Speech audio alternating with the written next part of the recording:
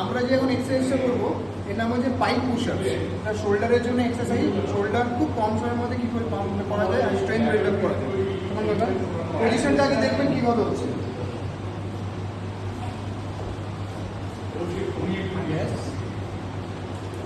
এটা হচ্ছে position, হিপস up, এই পজিশন, নি straight. Yes. One. Come on, brother. Yes. Three. দেখতেই পাচ্ছেন কিভাবে করছে।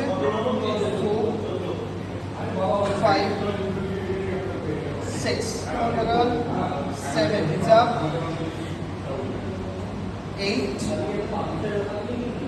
9, 10. Very good.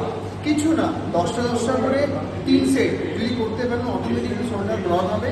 আর ডাম্বেল না হলেও চলবে, একবারে রেগুলার করতে পারেন।